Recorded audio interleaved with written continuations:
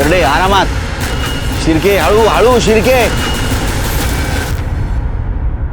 हाँ लो नीचे लो नीचे लो, ए आराम से। ये तो वर्षा है साहब, मतलब ये ब्रह्मानगर हमारे इलाके की है। और वो 2 लड़कियां? उनको नहीं जानता साहब, मतलब ये दोनों हमारे इलाके की तो नहीं लगती साहब। श्योर? हाँ पक्का, मतलब सब बहुत छोटा सा इलाका है ना हमारा, सगळे एकमेकाला ओळखतात साहब। वर्षा के गाल पर निशान है, हो सकता है इसके साथ मारपीट हुई हो या किसी ने रेप करने की कोशिश की। ये दूसरे लड़की के मुंह से खून आ रहा है बाहर, शायद इसने खून की उल्टी की।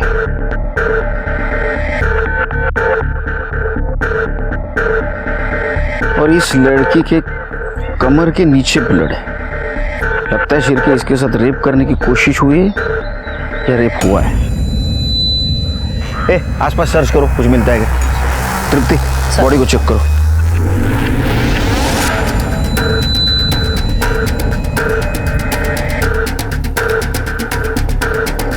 सर कोई आइडेंटिफिकेशन नहीं है, पीएम रिपोर्ट के बाद ही पता चलेगा। सर आपको क्या लगता है सुसाइड है? नहीं, अभी तो कुछ नहीं बोल सकते, क्योंकि 3 लड़कियां एक साथ सुसाइड कैसे करेंगी। मुझे लगता है हमें गुमराह करने के लिए इनको पहले कहीं मारा और बाद में यहाँ लटकाया गया। सर सर यहाँ आइए। सर ये देखिए, कार के टायर के निशान है। इसका मतलब ये हो सकता है इन तीनों लड़कियों को कोई गाड़ी से यहाँ लेके आया और टांग दिया। फॉरेंसिक टीम को बुला और पूरे क्राइम सीन की जांच करो। और एक काम करना, ये वर्षा के अलावा जो 2 लड़कियां हैं, इनके फोटो सारे पुलिस स्टेशन में सर्कुलेट कर दो, देखो कोई मिसिंग कंप्लेंट है क्या। ठीक है सर। एक वक्त था जब देवी पूजा प्रत्यक्ष नारी की होती थी, लेकिन आज जब महिलाओं पर अत्याचार के मामले इतने ज्यादा बढ़ चुके हैं, नारी की परिस्थिति ही बदल गई है। नासिक की ब्रह्मनगर पुलिस को 3 लड़कियों की लाश बहुत ही बुरी हालत में पेड़ से लटकी हुई मिली, जिसने सवाल पैदा कर दिए कि कौन थी ये लड़कियां और इस कत्ल के पीछे का मकसद क्या था। नमस्कार, मैं दिव्यांका त्रिपाठी दहिया क्राइम पेट्रोल सतर्क के इस एपिसोड में आपका स्वागत करती हूँ। आज की कहानी 3 लड़कियों की है जिनके अपने अरमान थे, अपने सपने थे, जो ऊंची उड़ान भरना चाहती थी, लेकिन बड़ी ही बेदर्दी से उनके सारे अरमानों को कुचल दिया गया। उनमें से एक थी वर्षा। दुनिया में ऐसे लोग बहुत कम होते हैं जो दूसरों के लिए अपना पूरा जीवन समर्पित कर देते हैं। वर्षा वैसी थी। तो बच्चों, बादल से गिरने वाली पानी की हर एक बूंद हर एक के लिए होती है, वो कभी किसी में कोई फर्क नहीं करती, तो हम क्यों करें? अच्छा आप बताओ, जब चोट लगती है तो दर्द सभी को होता है? हाँ होता है। और जब हाथ में टॉफी देखते हो तो खुशी सभी को होती है? हाँ होती है। अच्छा, तो अगर आप लोग सुबह से पढ़ रहे हो स्कूल में और दोपहर को भूख सभी को लगती है? हाँ लगती है। तो चलो भागो फिर, लेकिन कल सुबह सभी टाइम पर आ जाना, ठीक है? हाँ।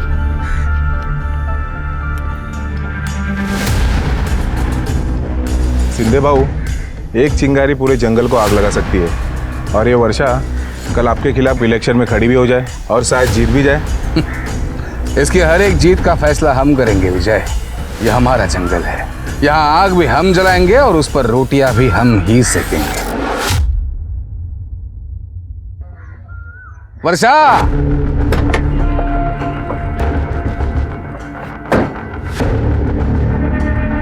ये जो भी कर रही हो ना, सही नहीं कर रही हो।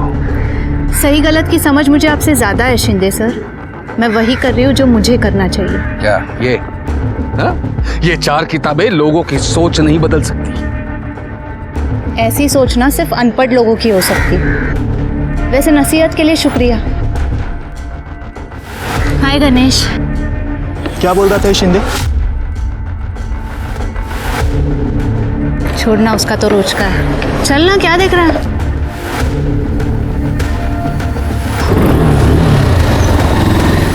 आजकल ये दोनों साथ में दिखते हैं हमेशा, और दोनों के बीच कुछ पक रहा है। अच्छा, लेकिन इसको तो बाद में देखते हैं, पहले स्कूल का कुछ करना पड़ेगा। ए बच्चे लोग, चलो भाग, निकलो, भाग। आगे चल, स्कूल खत्म, चल निकल।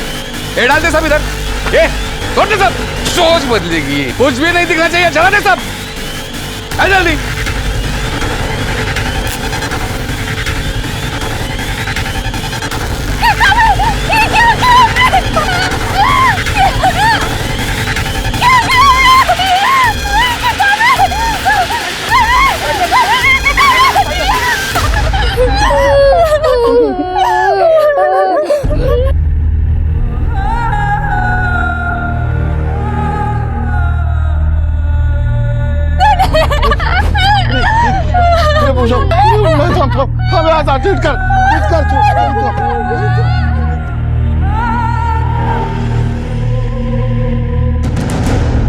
क्या किया आपने? हाँ, एक एक पैसा जोड़कर मैंने ये स्कूल बनवाया था। ये स्कूल फिर बनेगा, किताबें फिर से टेबल पर होंगी। आप ना ये किताबें जला सकते हैं, लेकिन मेरी हिम्मत नहीं, समझे आप? हाँ तू चल गणेश, लेके जा इसको। हाँ लेके चल। शिंदे साहब माफ कर देना उसको। समझा उसको। ठीक है शिंदे साहब, चल रे।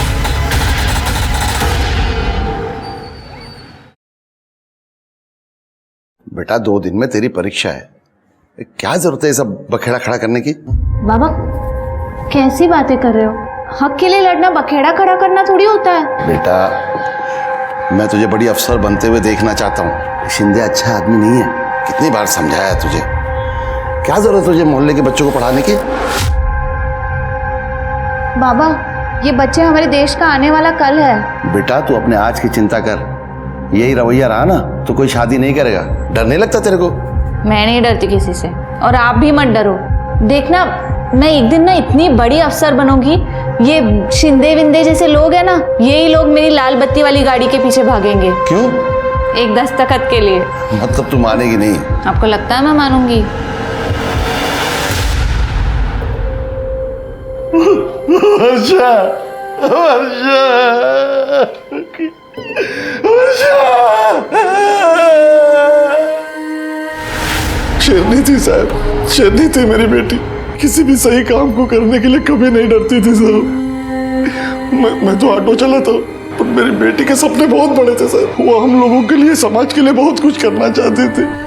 देखिए हम आपकी हालत समझते हैं, लेकिन कुछ सवाल हमें पूछने पड़ेंगे। आप आखिरी बार कब मिले उससे? कल जब वो अपने यूपीएससी की आखिरी परीक्षा देने जा रही थी। बाबा ये थे। अरे थाम जरा, ले। कोई भी शुभ काम करने से पहले दही शक्कर खाना चाहिए, काम सफल होता है। लेकिन विज्ञान कहता है कि शक्कर खाने से तो डायबिटीज होती है। अरे काय नहीं डायबिटिक बेटी, हाँ बाप तेरा जाहिल है तो उसको पागल बना रही तू। देख 55 का हो, क्या तकलीफ है? कुछ नहीं, मस्त एकदम। ये संस्कार है अपने। जा, अरे अरे अपनी आई के पैर छू। Sorry I. विभाग सुमित्रा, तेरी बेटी तेरा सपना पूरा करने जा रही है, आशीर्वाद दे इसको। ये थे बाबा। हाँ जा जा जा। वो परीक्षा देने चली गई और मैं ऑटो चलाने चला गया। शुक्रवार और शनिवार को कमाई अच्छी होती है, तो मैं रात भर धंधा किया, और जब सुबह घर वापस आया तो वो घर पे नहीं थी। मैं उसको ढूंढना को गया तो मेरे को पता चलेगी। एक बात बताओ मारुति, इतनी होनहार लड़की, उसने आत्महत्या क्यों की? आत्महत्या नहीं साहब, मेरी बेटी इतनी कमजोर नहीं थी, उसको जरूर किसी ने मारा है। शिंदे के साथ उसका झगड़ा रहता था, उसने मारा होगा उसको। कौन शिंदे? हमारे मोहल्ले का लोकल लीडर है साहब, नेता है, लेकिन हाल कट 2 नंबर का धंधा करते हैं साहब। वो शिंदे का नंबर है आपके पास? हाँ साहब। नंबर लो, शिंदे चाहिए मुझे। मारुति, वर्षा के साथ इन 2 लड़कियों की लाश मिली, जानते हो इनको? नहीं सर, मैं नहीं जानता इनको। यूपीएससी की होंगी तो मालूम नहीं। ठीक है मारुति, जाओ हम तहकीकात शुरू करते हैं। संभालो।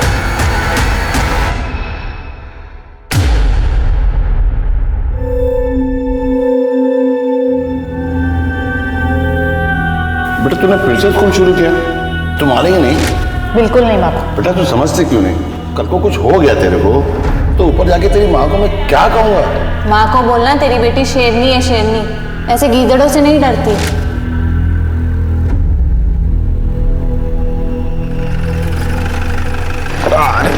Good morning sir. Good morning. Sir तीनों लड़कियों की पीएम रिपोर्ट आ गई है सर। सर वर्षा की पीएम रिपोर्ट के हिसाब से उसे रिटन नाम की दवाई चॉकलेट में मिक्स करके दी थी सर, जिसकी वजह से वो बेहोश हो गई और फिर उसके साथ बलात्कार किया गया सर। ये देखिए, और उसका गला घोट के मार दिया गया सर। और सर जो दूसरी लड़की जिसकी उम्र तकरीबन 20 साल थी, उसकी मौत एबॉर्शन और हैवी ब्लीडिंग की वजह से हुई है। और सर तीसरी लड़की जिसकी उम्र 18 साल थी, उसे नाम का जहर दिया गया था सर, उसकी वजह से उसकी मौत हुई। तीनों लड़कियों की मौत अलग अलग कारण से हुई है और उनका डेथ टाइमिंग भी अलग अलग है। जिस लड़की का एबॉर्शन हुआ उसकी मौत शाम को 6 से 6:30 के बीच में हुई। जबकि वर्षा की मौत रात को 10 से 11 के बीच हुई है। और ये जो तीसरी लड़की है इसकी मौत सवेरे 2 बजे हुई है। तीनों मौत का टाइम अलग अलग है। मुझे कंफर्म लगता है कि ये किसी एक आदमी का काम नहीं है, क्योंकि एक आदमी को 3 लड़कियों को लटकाना मुश्किल है। सर हो सकता है कि इन तीनों लड़कियों के कातिल अलग अलग हो और इन तीनों लड़कियों का आपस में कोई कनेक्शन ही ना हो। कनेक्शन है शिरकी, कुछ तो कनेक्शन है, क्योंकि तीनों बॉडीज को पेड़ पर लटकाया गया था। अच्छा, इन 2 लड़कियों की कुछ आइडेंटिटी मिली?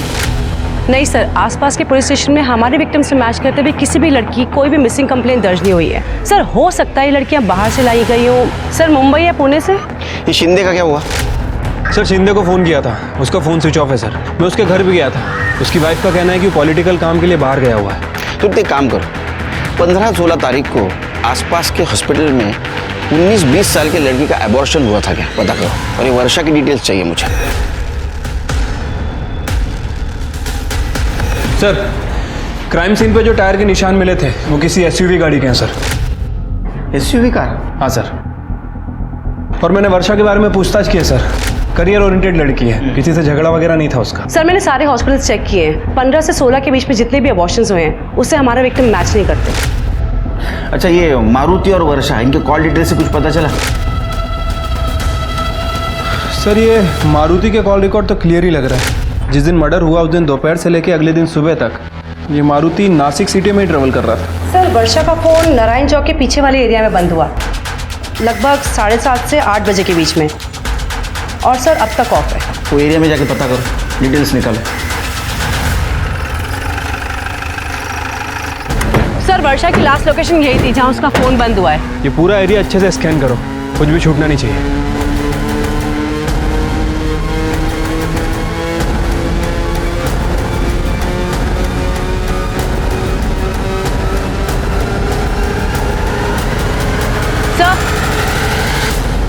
सर ये चॉकलेट का रैपर मिला है।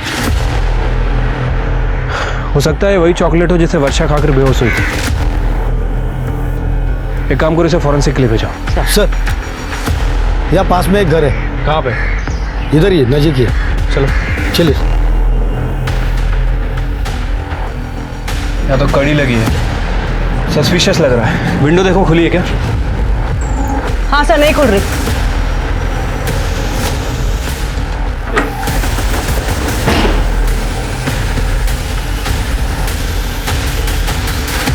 सर घर की हालत देख के लगता तो नहीं कि यहाँ कोई फैमिली रहती होगी। एक काम करो, पूरा घर अच्छे से चेक करो। सर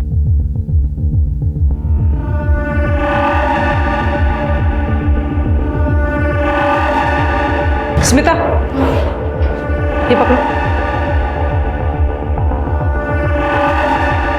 सर ये देखिए, लड़कियों के अलग अलग साइज के कपड़े हैं। लगता है यहाँ पे लड़कियां लाई जाती थी। कड़े फॉरेंसिक को फोन करो, पता तो चले यहाँ चल क्या रहा था। सर। तृप्ति सर, ये वर्षा ऐसे सुनसान एरिया में अकेले क्या कर रही थी?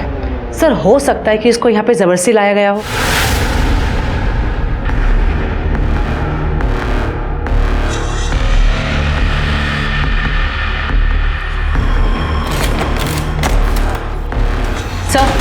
सर ये वर्षा की फ्रेंड पूजा है, उसे यूपीएससी क्लास में पढ़ती थी। ओ बेटा, क्या जानती हो तुम वर्षा के बारे में? सर वर्षा बहुत होनहार लड़की थी। मैं ज़्यादा तो कुछ नहीं जानती उसके बारे में, लेकिन हाँ एक बात पता है, उसका एक अफेयर चल रहा था किसी कनिष्क नाम के लड़के के साथ। एक बार जब वो उसे लेने क्लास आया था तो उसने मिलवाया था मुझे उससे।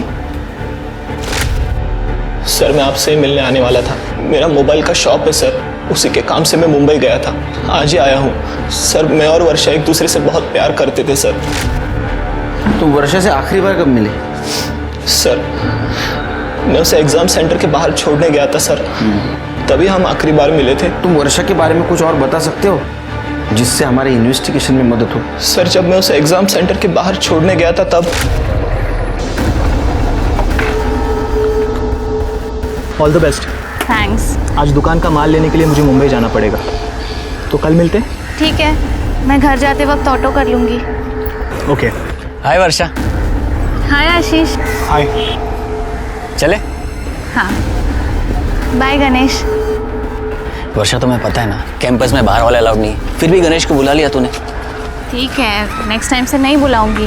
ये आशीष कौन है? सर ये आशीष वर्षा से एक तरफा प्यार करता था, उसके पीछे पड़ा था सर, अच्छा दिखाने का नाटक करता था। मुझे वर्षा ने उसके बारे में बताया था। अच्छा गणेश, ये 2 लड़कियों के फोटो देखो, इन्हें कभी देखा है तुमने? नहीं सर। ध्यान से देखो, शायद वर्षा की दोस्त हो। नहीं सर, मैंने इन दोनों को वर्षा के साथ कभी नहीं देखा। अच्छा वो आशीष कहाँ रहता है? हाँ सर, ये बात सच है, मैं वर्षा से प्यार करता था, लेकिन मैंने कुछ नहीं किया सर। वो गणेश है ना, गणेश, वो जलता था मुझ पे सर। मेरा वर्षा के साथ बात करना उसे जरा भी पसंद नहीं था, और ये बात खुद मुझे वर्षा ने बताई थी। वर्षा मुझे उससे ज्यादा मानती थी और यही बात उससे बर्दाश्त नहीं होती थी सर। उस दिन एग्जाम के बाद कहाँ गए थे? घर गया था सर, माँ की तबीयत खराब रहती है ना, तो सीधा घर जाना पड़ता है। उस दिन वर्षा घर आई थी माँ को देखने, पर 4 बजे तक चली गई थी सर। वो फोटो दिखा इसको। देखा इन 2 लड़कियों की इधर?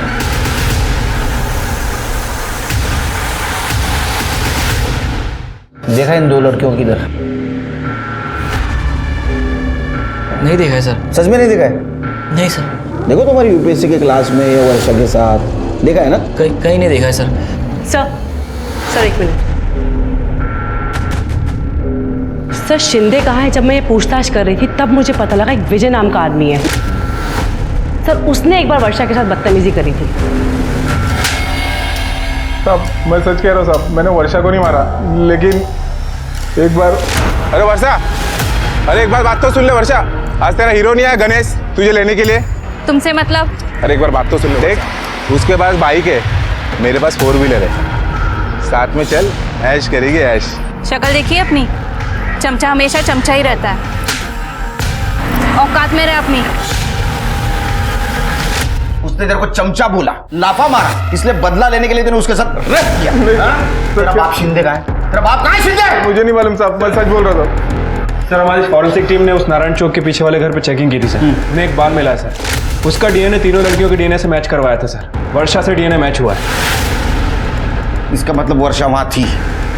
चिरकी सारे इल्जाम इस पे डाल दो, इसका बाप नहीं मिल रहा है ना, ये सुधर जाएगा। नहीं साहब ऐसा मत करो साहब, साहब ऐसा मत करो सर, मैं बताता हूँ साहब। बता। तो वो कहा तो मुझे नहीं मालूम, लेकिन उनका एक दूसरा नंबर है जो हमेशा चालू रहता है।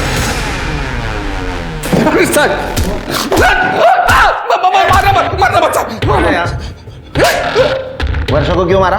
मैंने नहीं मारा साहब, वर्षा को मैंने नहीं मारा, वाकई नहीं मारा साहब। पॉलिटिक्स में काम करता हूँ साहब, कैरेक्टर तो साफ रखना पड़ता है ना।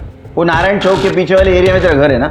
हाँ, वहाँ लड़कियों के कपड़े मिले अलग अलग साइज के, दुकान लगाया था वहाँ। हाँ, वर्षा को वहाँ लेके जाके कांड किया ना तूने? नहीं साहब, वर्षा के साथ मैंने कुछ नहीं किया सर। मैं तो नासिक में था ही नहीं 3 दिन, मैं पुणे गया था, मैं पार्टी की मीटिंग थी। तो यहाँ क्या लिखा है? यहाँ क्या लिखा है? कुछ नहीं। पुलिस। हाँ, जब सुधरेगा तब दिखेगा। तेरा फोन बंद क्यों था? साहब बीवी घड़ी घड़ी फोन करके परेशान कर देती है, इसलिए मैं फोन बंद रखा था सर। पूना में भी नहीं था मैं। तो कहाँ था? अलीबाग में था, मेरा फार्म हाउस है ना उधर किसी के साथ। किसके साथ था? जूली। जूली क्या कर रहा था वहाँ? इमेज साफ कर रहा था तेरी? वो भी कॉलगल है साहब। मैं नंबर देता हूँ ना आपको साहब। मला का नंबर देते तू? आप उसे फोन करके एक बार बात कर लो ना साहब, वो बता दे कि मैं उसके साथ था, इसलिए मैं। वर्षा एक होनहार और काबिल लड़की थी। उसकी मौत ने बहुत सारे सवाल खड़े कर दिए थे। मीडिया रिपोर्टिंग ने इस केस को बहुत ज्यादा गरमा दिया था। वहीं पुलिस उन बाकी 2 लड़कियों की पहचान करने में लगी हुई थी। पुलिस ने सारे सरकारी रिकॉर्ड्स चेक किए। क्राइम सीन के 30 किलोमीटर के रेडियस में उन्होंने 18 से 20 साल की लड़कियों की सारी इंफॉर्मेशन निकाली। आखिर में उन्हें एक उम्मीद की किरण नजर आई। सर, उन दोनों लड़कियों का पता चल गया सर। हाँ सर, जिसका अबॉर्शन हुआ था उसका नाम आरती जादव है सर, और दूसरी लड़की का नाम निशा जादव। ये दोनों ही सगी बहन है। इनके फादर का नाम तुकाराम जादव है सर। तुकाराम जादव को बुला। साहब काय झालं? मुझे यहाँ क्यों बुलाया साहब? तुकाराम, आपकी 2 बेटियां हैं ना, कहाँ है वो? तुकाराम, हमें पेड़ से लटकी हुई 2 लड़कियों की लाशें मिली है। फिर क्या?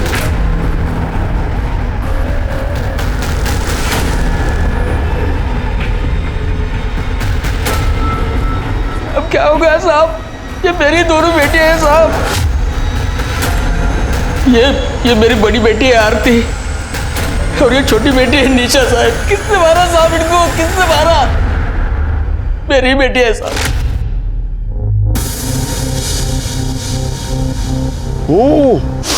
अरे वाह, बहुत बढ़िया खुशबू आ रही है। क्या बना रहे? दाल खिचड़ी?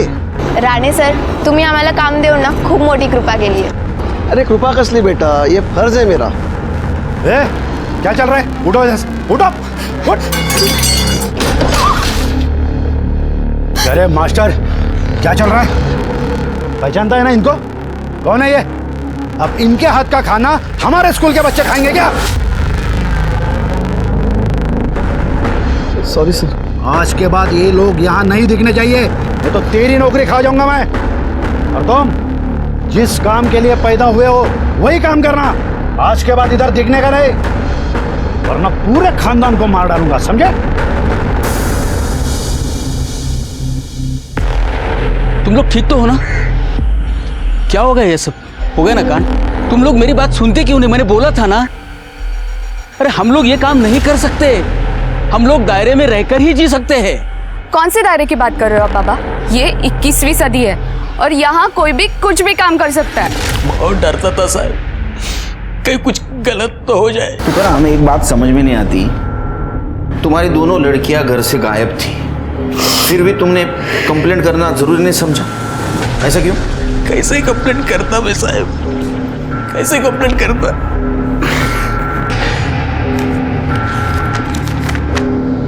मैं अपने मर्जी से घर छोड़कर जा रही हूँ, मुझे ढूंढने की कोशिश मत करना। आरती, ये तो आरती की चिट्ठी है। हाँ साहब। और निशा? निशा भी शायद उसी के साथ चली गई होगी। ये आरती किसके साथ जा सकती है? शायद वो एक लड़के से प्यार करती थी साहब। मैंने फोन पर उसे बात करते हुए देखा था। किससे बात कर रही है तू? वो भी मेरे फोन से? इधर देख। मैत्रीण बाबा। मैत्रीण? इतने रात बेड़ा सा बसतेस मला, इसलिए मैं तुझे कॉलेज भेज रहा हूँ। देखो, तेरा ये जो चल रहा है ना, खत्म कर। आज के आज खत्म कर, वरना मुझे खत्म करना पड़ेगा और बहुत महंगा पड़ेगा तुझे। चल चल अंदर चल। मुझे क्या पता था साहब बात इतनी आगे बढ़ेगी। क्या ऐसा तो नहीं तुकाराम कि ये लड़की तुम्हारी बात नहीं मानती थी, समाज के डर से तुमने उसे मार दिया? क्या बात करते हो साहब? बाप है मैं तिचा। लड़कियों का अच्छा बुरा मैं ठीक से समझता हूँ साहब, इसलिए तो डांट रहा था ना मैं। मारुति को जानते हो? मैं किसी मारुति बिरुति को नहीं जानता साहब। अच्छा, तुम्हारी ये बेटी आरती प्रेग्नेंट थी और एबॉर्शन में उसकी मौत हो गई। आप बकवास करते हो साहब। मेरी बच्ची मर गई, इसलिए आप कुछ भी बात करेंगे उसके बारे में। माझी मुलगी अशी नव्हती साहब, माझी मुलगी अशी नव्हती। देखो तुकाराम, पीएम रिपोर्ट में ये साफ साफ लिखा है कि वो प्रेग्नेंट थी और एबॉर्शन में उसकी मौत हो गई।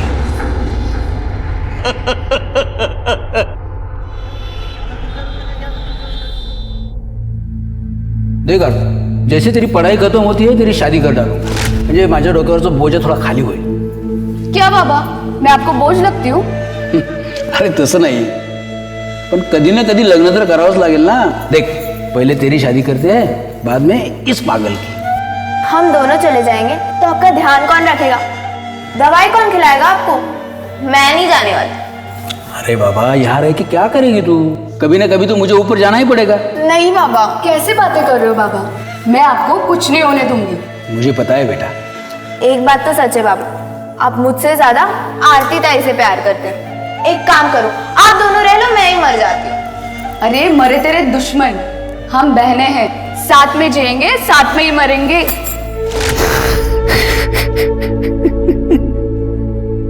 शिरके, एक बात समझ में नहीं आ रही, ये आरती का प्यार करना, लेटर लिखना, घर से भाग जाना और बाद में उसका एबॉर्शन होना।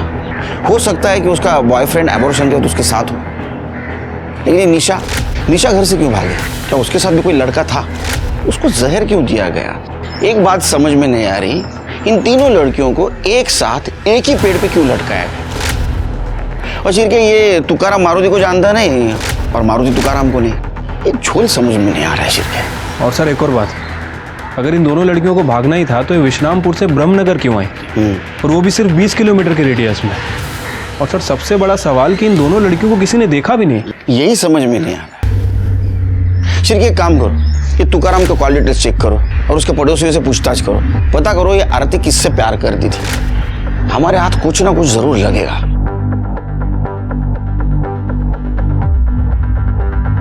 साहब, आरती का चक्कर शायद उसके बाप को पता चल गया था, इसलिए बड़ी हड़बड़ी में उसने आरती की शादी तय कर दी थी। और साहब, वो लड़के को मैंने देखा था, दिमाग से थोड़ा कमजोर लग रहा था। पापा रुक जाइए। हाँ बेटा, क्या हुआ? अरे हाँ बेटा, लाते उसे घर पे लाते। काका ना बाय कर बस बेटा। गुड़िया, बेड लगा।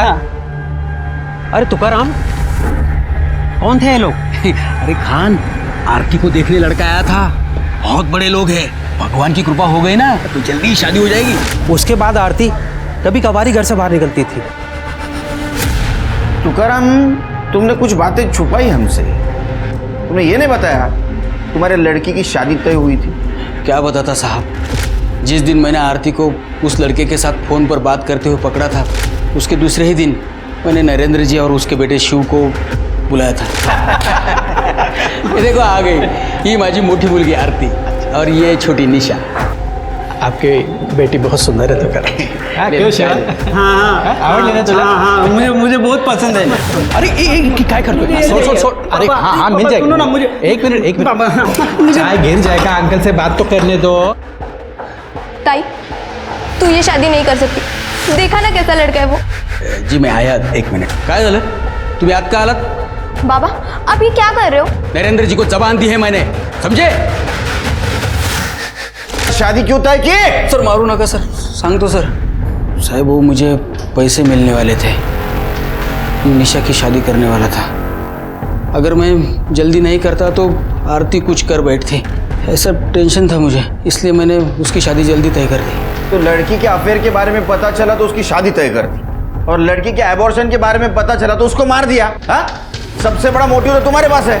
सर मैं ऐसा क्यों करता? मैं बाप हूँ उसका, मैं जो भी कर रहा था उनके भले के लिए कर रहा था, जबकि जान मेरी अटकी है। तुम्हारी जान अटकी मतलब? तो नरेंद्र जी मुझे धमका रहे, पैसे दिया और लड़की भाग गया, पैसे वापस कर धमका रहे मुझे। ये नरेंद्र कहाँ रहता है? अरे सर, शादी तय हुई नहीं थी, मुझे सिर्फ मेरे पैसों से मतलब है। अब लड़की भाग गई है तो तुकाराम को मेरे पैसे देने पड़ेंगे। देख, तेरे घर के 15 मिनट की दूरी पर आरती और निशा की बॉडी मिली है, वो भी लटकी हुई। ये कोइंसिडेंस तो नहीं हो सकता? क्या मतलब? मैं समझा नहीं। हमने इंफॉर्मेशन निकाली, तेरे लड़के की शादी तय हुई थी आरती से पहले एक लड़की के साथ, वो भी टूट गई थी। अरे सर, उस लड़की का कैरेक्टर ठीक नहीं था। कैरेक्टर तेरा ठीक नहीं है? हाँ, जब वो लड़की तुम्हारे घर पे आई तो तूने उसके ऊपर हाथ डाला, ये बात उसके घर वालों को पता चली, इसलिए उन्होंने ये शादी तोड़वाई थी। सर ये झूठ है सर। ये सच है, हमें पता है। तेरा लड़का मेंटली रिटायर्ड है। तो आरती को तू बहू बना के लाने वाला था और उसको तू तेरे हवस का शिकार बनाने वाला था। आई शपथ सांगतो, मी काय केलं नाही सर।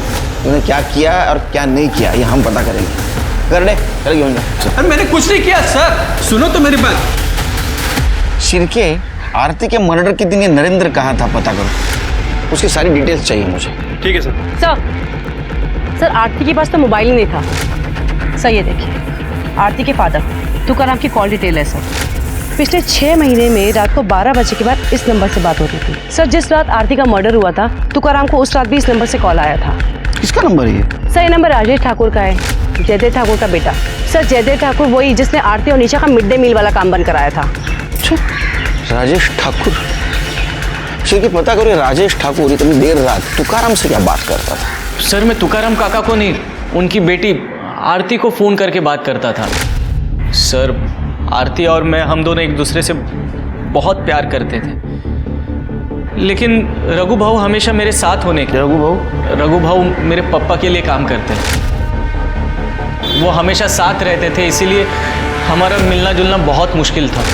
इसीलिए मैं और आरती हमेशा नासिक के बाहर, मतलब कभी गार्डन में, कभी यहाँ वहाँ ऐसा मिला करते थे। सब ठीक चल रहा था सर। सब कुछ सही चल रहा था तो ऐसा क्या हुआ ये सब बिगड़ गया? सर एक दिन मुझे आरती ने मिलने बुलाया था। अरे आरती, अरे कहाँ थी तुम? कब से इंतजार कर रहा था। अब वो सब छोड़ो, मैं तुम्हारे लिए कुछ लाया हूँ। सोने की चेन। मुझे चैन की नहीं, मंगलसूत्र की जरूरत है राजेश। मतलब? प्रेग्नेंट हूँ मैं। अरे पप्पा मार डालेंगे मुझे। उस दिन ठाकुर साहब मुझे गालियां दे रहे थे, तब चुपचाप खड़े तमाशा देख रहे थे मेरा। इस हालत में भी यही करना। शादी तय हो चुकी है मेरी राजेश, पर तुम कुछ मत करना। क्यों बार बार फोन कर रहे हो राजेश? मेरी एक बात तो सुनो। तुम इस बच्चे की जिम्मेदारी नहीं उठा पाओगे। देखो हम भाग जाते और शादी कर लेते। सच बोल रहे हो तुम राजेश? कल सुबह ठीक 8 बजे तैयार रहना, मैं पिछले वाले बस स्टॉप पे तुम्हें लेने आऊंगा। तो तुम लोग भाग गए थे? नहीं सर, मैं इतनी बड़ी जिम्मेदारी उठाने से डर गया था, इसलिए उसे मिलने ही नहीं गया। झूठ बोल रहा है तू? नहीं। वो प्रेग्नेंट थी, ये सबके सामने बात आ जाती, तेरी परेशानी बढ़ जाती, इसलिए तूने एबॉर्शन करवाया और उसमें उसकी मौत हो गई। उसके मौत का जिम्मेदार तू है। अरे नहीं सर, मैंने ऐसे कुछ नहीं किया है। करसान तो आई शपथ, हम मानता हूँ कि उसकी मौत के लिए मैं जिम्मेदार हूँ, क्योंकि मैं उसे मिलने नहीं गया था। काश थोड़ी हिम्मत करके अगर मैं उसे मिलने चला गया होता तो आज मेरी आरती जिंदा होती सर। जयदेव ठाकुर, जब तुझे पता चला कि तेरा लड़का राजेश ठाकुर आरती से प्यार करता है तो तूने आरती को मार दिया। आपने जो कहानी बताई ना बहुत बढ़िया है, लेकिन एक प्रॉब्लम है, ये कहानी रियल नहीं है और आजकल का ज़माना रियलिज्म का है। मैंने किसी को नहीं मारा, और मारना भी होता ना पूरे खानदान को मार डालता, और किसी को पता भी नहीं चलता, आपको भी नहीं। कहते हैं एक सवाल अपने साथ बहुत सारे सवाल लेकर आता है। कुछ ऐसा ही हो रहा था ब्रह्मनगर पुलिस के साथ। उनके सामने भी बहुत सारे सवाल खड़े थे। आरती और निशा विश्रामपुर में क्या कर रही थीं? और उनका वर्षा के साथ क्या कनेक्शन था? आरती के अबॉर्शन के वक्त उसके साथ कौन था? और नरेंद्र और उसके बेटे का आरती की मौत के साथ क्या संबंध था? निशा की मौत की जायज वजह क्या थी? और तीनों लड़कियों को एक पेड़ पर लटकाकर कोई क्या जताना चाहता था? पुलिस के लिए इन सवालों के भंवर से निकलना बहुत जरूरी था और उन पे ये केस सॉल्व करने का दबाव बढ़ता ही चला जा रहा था। सर मैं ब्रह्मनगर के एंट्री पॉइंट का सीसीटीवी कैमरा की फुटेज चेक कर रही थी, कुछ दिखाना है सर। सर ये देखिए सिल्वर कलर की एसयूवी। सर ये ब्रह्मनगर में सुबह 11 बजे आती है और अगले दिन सुबह 4 बजे के आसपास बाहर जाती है और फिर वापस नहीं आती। और हमारे विक्टिम्स की डेथ भी इसी बीच हुई है। किसकी गाड़ी है? सर ये गाड़ी ब्रह्मनगर में किसी की नहीं है, ये विश्रामपुर की गाड़ी है। विश्रामपुर? सर हो सकता है क्राइम स्पॉट पे जिस गाड़ी के टायर के मार्क्स मिले हो वो यही गाड़ी हो। तृप्ति, टायर के मार्क्स मैच होने से कुछ नहीं होगा, थोड़ी लीड मिलेगी। हमें कार चाहिए, इसको ढूंढो। Okay sir. सर वर्षा को बेहोश करने के लिए जिस ड्रग का इस्तेमाल हुआ था वो लाइफ केयर मेडिकल से खरीदा गया था। 16 तारीख को शाम को 5 बजे रोशन नाम के लड़के ने खरीदा था सर। ये कौन है रोशन? सर एक मोबाइल शॉप में काम करता है। ये रोशन को लेके आओ।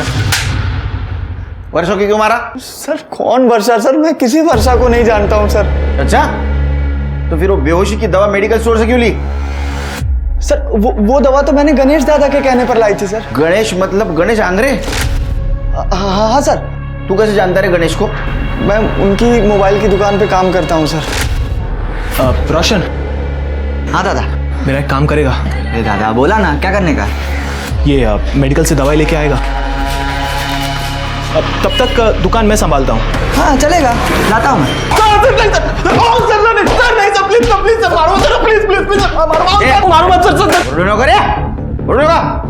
मैंने किसी का मर्डर किया नहीं सर, लेकिन क्या सर मुझे वो वर्षा और आशीष पर शक था सर। उस दिन जब मैं उसे एग्जाम सेंटर के बाहर छोड़ने गया तब मैं घर पे नहीं गया सर, मैं वहीं रुका रहा।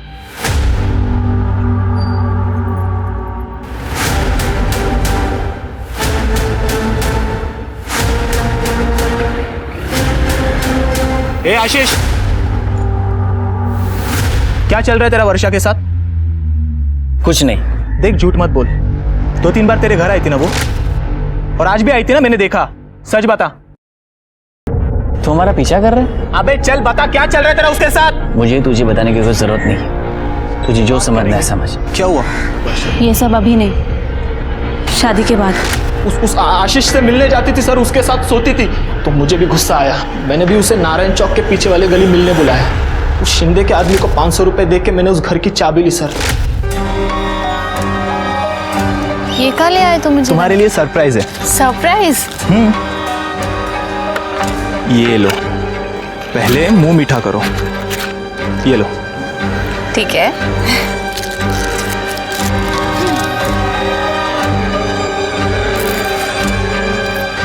अच्छा है ना? वर्षा, मुझे मुंबई में जॉब लग गई है। सच्ची? हाँ। गणेश, कांग्रेचुलेशंस गणेश। जब वर्षा को पता चला तूने उसके साथ रेप किया है, वो चिल्लाने लगी तो तूने उसको गला दबा के मार दिया। नहीं सर वो उस दिन तो वहां से चली गई थी सर। मैं सिर्फ उसे सबक सिखाना चाहता था, उसे डराना चाहता था सर। उसका वीडियो है मेरे पास, तो वो मुझे मालूम था वो किसी को कुछ नहीं बताएगी सर, तो मैं उसे क्यों मारता? माँ कसम सर, मैं सच कह रहा हूँ सर। थोड़ी सच्चाई जान लेता ना, तेरी गलतफहमी दूर हो जाती। वो आशीष के घर उसकी माँ को मिलने जाती थी क्योंकि आशीष की माँ बीमार थी, समझा? सर बाकी 2 लड़कियों का क्या किया? नहीं सर, मैं बाकी के 2 लड़कियों को नहीं जानता सर, और मैंने उन्हें पेड़ से भी नहीं लटकाया सर। मैं सच कह रहा हूँ, प्लीज मेरी बात का यकीन करो सर। करडे, ये अपने को नहीं जानता, इसको समझा। सर नहीं। विश्वास हर रिश्ते की बुनियाद है, और जब गणेश को सच पता लगा उसे भी बहुत पछतावा हुआ। लेकिन पुलिस के सामने भी कई सवाल अभी अनसुलझे से थे कि अगर गणेश ने वर्षा को नहीं मारा तो उस रात वर्षा के साथ हुआ क्या था? ऐसी कौन सी कड़ी थी जो पुलिस से छूट रही थी? सीसीटीवी में दिखी हुई कार भी अब तक पुलिस के हाथ नहीं लगी थी। 1 महीना बीत चुका था और कातिल अभी तक आजाद घूम रहा था, लेकिन पुलिस की सतर्कता की वजह से एक लीड उनके हाथ लगा।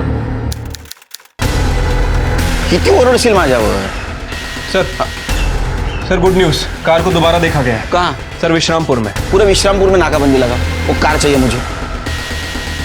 रुक हमारे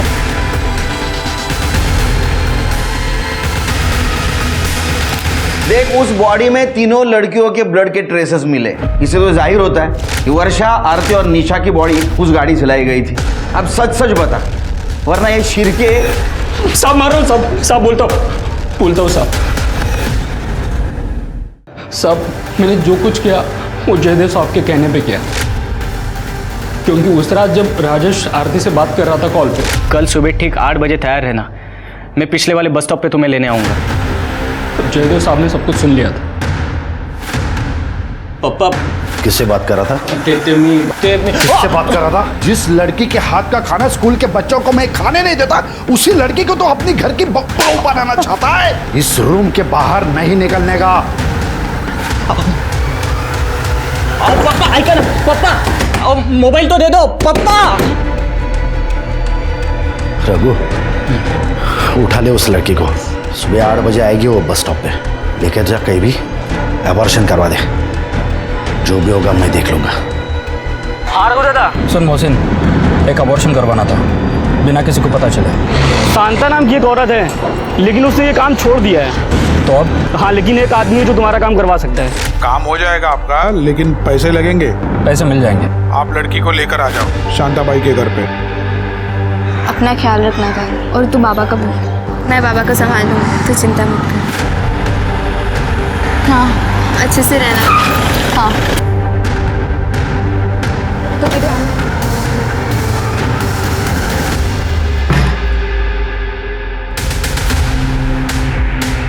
मैंने तो कर दिया है, लेकिन लड़की की हालत बहुत नाजुक है।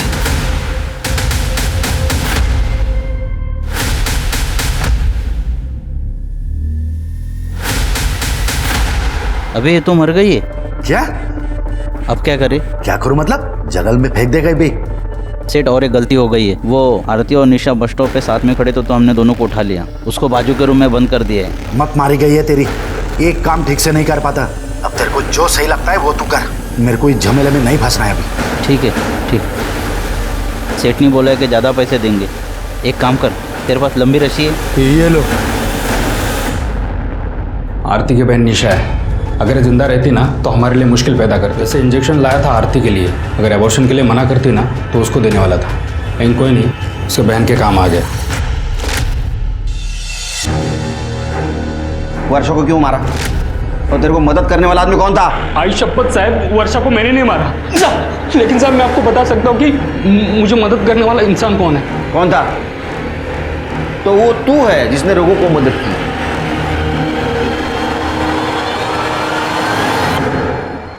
मौसी ने नंबर दिया था आपका। काम हो जाएगा साहब, लेकिन पैसा लगेगा।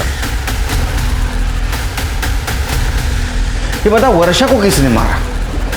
बताता था, उस दिन रघु ने मेरे को जब रस्सी लाने भेजा था तो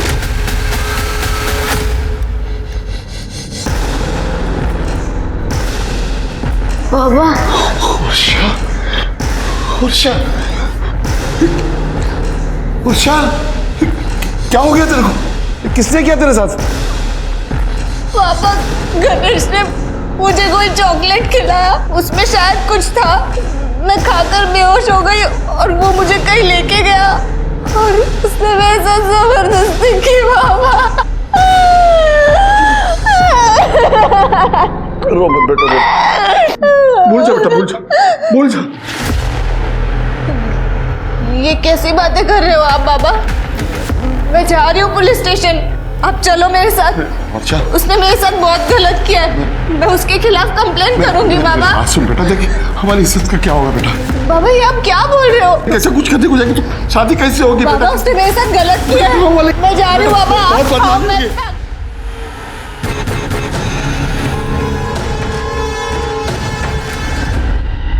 गलती हो गई साहब। गलती तो तूने की।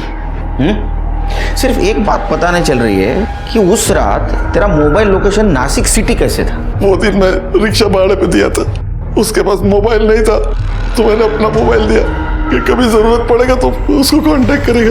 अब तेरे को कोई कांटेक्ट नहीं करेगा, सर जेल में। फिर के जयदेव ठाकुर चाहिए मुझे। जयदेव और रघु को आरती और निशा के कत्ल के इल्जाम में गिरफ्तार किया गया। वहीं मारुति को वर्षा के कत्ल के लिए और गणेश को वर्षा के बलात्कार के लिए गिरफ्तार किया गया। स्वतंत्र भारत ने सबको समान अधिकार दिए हैं। व्यक्तिगत स्वतंत्रता यानी इंडिविजुअल फ्रीडम हम सबका हक बनता है। लेकिन आज भी समाज के डर से होने वाले अपराध हमारे देश की एक बहुत बड़ी समस्या बने हुए हैं और इससे लड़ने के लिए हम सबको मिलकर जिम्मेदारी लेनी होगी। हमारे आसपास के लोगों की मानसिकता बदलनी होगी। तो अब मैं दिव्यांका त्रिपाठी दहिया लेती हूँ आपसे विदा। फिर मिलूंगी क्राइम पेट्रोल सतर्क के एक नए एपिसोड के साथ। तब तक आप अपना ख्याल रखिए, सुरक्षित रहिए और देखते रहिए क्राइम पेट्रोल सतर्क। जय हिंद।